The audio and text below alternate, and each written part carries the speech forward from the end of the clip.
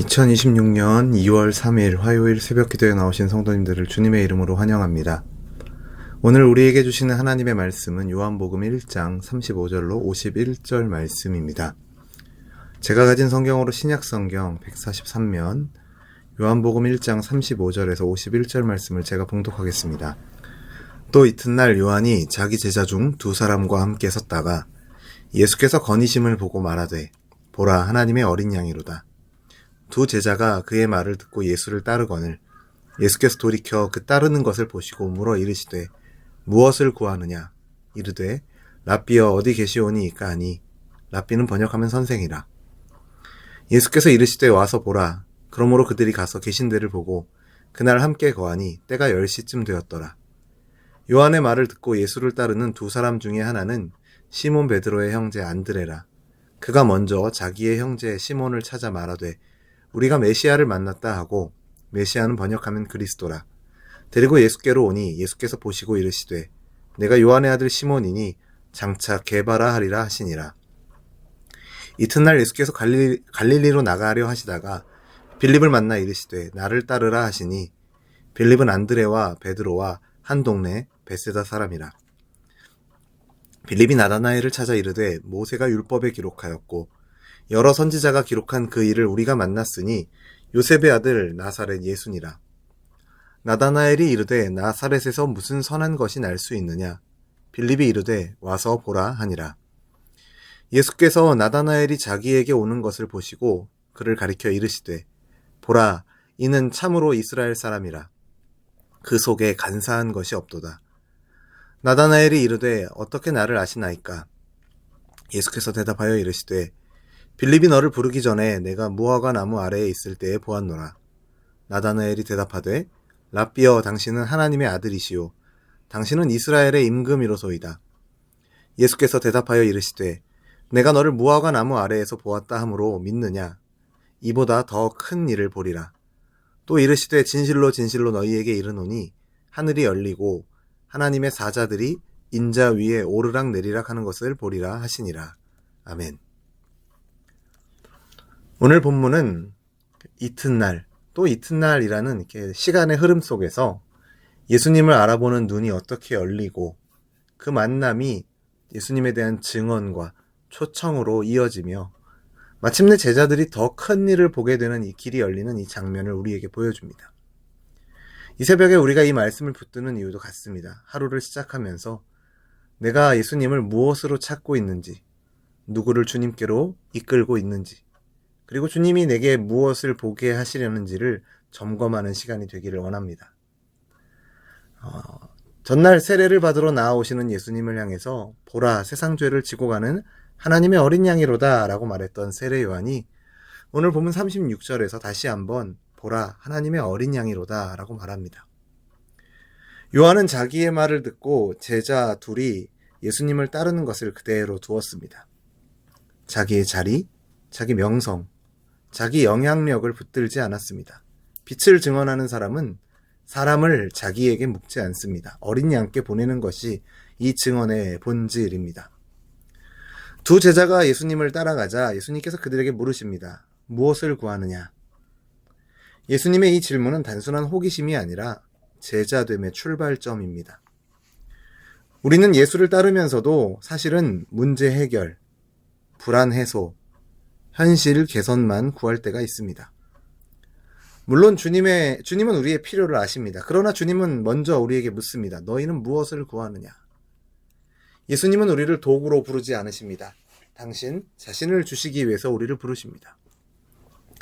예수님의 질문에 대해 두 제자는 랍비여 어디 계시오니까? 라고 묻습니다. 거처가 궁금해서가 아니죠. 함께 거하고 싶다라는 고백입니다. 이에 예수님은 말씀하십니다. 와서 보라. 신앙은 멀리서 관찰하는 것이 아니라 가까이서 따라가며 배우는 것입니다. 오늘 이 새벽의 자리도 바로 이 와서 보라라는 주님의 말씀에 대한 응답이 아닐까요? 주님이 어디 계시는지, 무엇을 말씀하시는지를 듣고 따라가며 오늘 하루를 주님 곁에서 시작하는 것입니다. 40절을 보면 그 두 제자 중에 하나가 안드레였다라고 말합니다. 그는 예수님과 함께 머문 뒤에 형인 시몬을 찾아가서 말합니다. 우리가 메시아를 만났다. 여기서 중요한 것은 안드레가 먼저 예수님에 대한 완벽한 이해에 도달해서 증언한 것이 아니라는 점입니다. 함께 있어 보니, 말씀을 들어보니 마음이 열리며 확신이 생깁니다. 그래서 그는 형을 끌고 예수님께로 데려갑니다. 복음은 대개 이렇게 전해집니다. 거창한 논쟁이 아니라 내가 만났고 너도 와서 보라 라는 초청인 것이죠. 예수님은 시몬을 보시고 이름을 바꾸십니다. 42절이죠. 내가 요한의 아들 시몬이니 장차 게바라 하리라. 이름의 변화는 존재의 전화 아닙니다. 시몬은 아직 아무것도 보여주지 않았습니다. 그런데 주님은 이미 그의 미래를 보십니다. 우리는 사람을 현재로만 판단하지만 주님은 사람을 부르심의 목적으로 보십니다. 우리 주님은 오늘 우리를 지금의 나로만 보지 않으시고 우리를 새롭게 빚어가기를 원하시며 우리를 빚어가실 그 모습을 바라보고 계십니다. 43절을 보면 또 이튿날 이제는 예수님께서 빌립에게 직접 말씀하십니다. 나를 따르라. 앞에서는 요한의 증언을 듣고 제자들이 따랐지만 여기서는 주님이 먼저 부르십니다.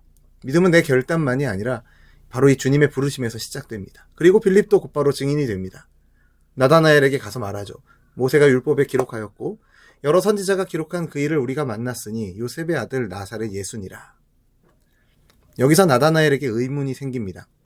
나사렛에서 무슨 선한 것이 날 수 있느냐? 이 말은 편견이면서 동시에 상식입니다. 메시아가 온다면 위대한 곳, 대단한 배경에서 와야 한다는 생각입니다. 그런데 하나님 나라는 늘 우리의 상식을 뒤집습니다. 어린 양, 나사렛, 십자가. 세상이 보기엔 약하고 하찮아 보이는 길로 하나님은 구원을 이루십니다. 그래서 믿음은 결국 내가 기대한 방식이 아니라 주님이 오신 방식, 주님이 이루신 방식에 순복하는 것이죠. 빌립은 나다나엘과 논쟁하지 않습니다. 와서 보라 말합니다. 그리고 나다나엘이 예수님께로 오죠. 예수님은 그를 보시며 말씀하십니다. 보라, 이는 참으로 이스라엘 사람이라. 그 속에 간사한 것이 없도다. 예수님은 그의 겉모습이 아니라 속을 보십니다. 그러자 나다나엘이 묻죠. 어떻게 나를 아십니까? 예수님께서 빌립이 너를 부르기 전에 네가 무화과 나무 아래에 있을 때 보았노라 라고 말씀하십니다. 그가 무엇을 하고 있었든 주님은 이미 그를 보고 계셨습니다. 그리고 그 말씀 한마디에 나다나엘이 이렇게 고백합니다. 랍비여, 당신은 하나님의 아들이시요 당신은 이스라엘의 임금이로소이다. 예수님은 이러한 나다나엘의 고백에서 멈추지 않으십니다. 그리고 50절에서 이렇게 말씀하시죠. 내가 너를 무화과 나무 아래에서 보았다 함으로 믿느냐? 이보다 더 큰 일을 보리라. 그리고 결정적인 약속을 주시죠. 51절에 진실로 진실로 너희에게 이르노니 하늘이 열리고 하나님의 사자들이 인자 위에 오르락 내리락 하는 것을 보리라. 이 약속은 이 야곱의 사다리 꿈을 떠오르게 합니다. 그러나 이제 사다리는 장소가 아니라 인자이신 예수 그리스도이시죠. 하늘과 땅이 예수님으로 연결되는 것입니다. 하나님 나라의 문이 예수님 안에서 열리는 것입니다. 제자들은 이제부터 그 큰 일을 목도하게 될 것입니다. 십자가와 부활, 그리고 죄사함, 새 창조, 그리고 성전 되시는 주님, 그 모든 것을 말입니다. 말씀을 맺겠습니다. 성도 여러분, 오늘 말씀은 한 문장으로 요약할 수 있습니다. 증언이 초청을 낳고, 초청이 고백을 낳고, 고백이 더 큰 일의 자리로 이끌어갑니다. 오늘 말씀 앞에서 우리가 해야 할 일은 분명합니다. 먼저는 무엇을 구하느냐라는 주님의 질문 앞에서 내 목적을 정직하게 점검하는 것입니다. 그리고 와서 보라라는 주님의 초청에 순종하여서 오늘도 주님의 곁에 거하며 주님과 동행하는 저와 여러분이 되기를 간절히 원합니다. 그 과정 가운데서 내가 만난 주님을 누구에게 전하며 또 내가 가진 기준과 편견을 내려놓고 주님의 방식에 주님의 일하심을 신뢰함으로 나아갈 때 하나님께서는 오늘을 살아가는 제자된 저와 여러분에게 더 큰 일을 보게 하실 줄로 믿습니다. 오늘 하루 우리를 부르시고 보내신 삶의 자리에서 하늘의 뜻을 이 땅 가운데 이루어 가시는 우리 주님의 일하심에 귀하게 쓰임받고 동참하는 저와 여러분 되기를 주님의 이름으로 축원합니다. 기도하겠습니다. 하나님 아버지, 오늘 말씀을 통해서 너희가 무엇을 구하느냐 물으시는 이 주님의 말씀 앞에 우리의 마음을 정직하게 돌아보도록 비추어 주시기를 간절히 소원합니다. 문제만 구하는 것이 아니라, 문제 해결만 구하는 것이 아니라 주님 자신을 먼저 구하는 우리들 되게 하시고 와서 보라는 초청에 순종하여 주님의 곁에 거하는 우리가 되게 하여 주옵소서. 안드레와 빌립처럼 내가 만난 주님을 겸손하게 증언하게 하시고 나다나엘의 편견을 깨트리신 것처럼 내 기준과 교만을 내려놓게 하여 주옵소서. 오늘도 더 큰 일을 보게 하시는 주님의 나라를 믿음으로 살게 하시며 우리를 부르시고 보내신 사명의 자리에서 우리를 통해 누군가가 주님께 인도되는 하루가 되게 하여 주옵소서. 그렇게 인도하실 것을 믿고 감사드리며 예수님의 이름으로 기도드립니다. 아멘. 우리 주 예수 그리스도의 은혜와 하나님 아버지의 사랑과 성령 하나님의 교통하심이 주님을 따르며 그 안에 거하고 주님을 담대히 증언하며 더 큰 일을 보게 하시는 하나님의 나라를 이 땅 가운데서 살아가기를 소원하는 우리 열린비전교회 모든 성도들과 우리의 삶의 걸음 가운데 이제로부터 영원토록 항상 함께 있을지어다. 아멘.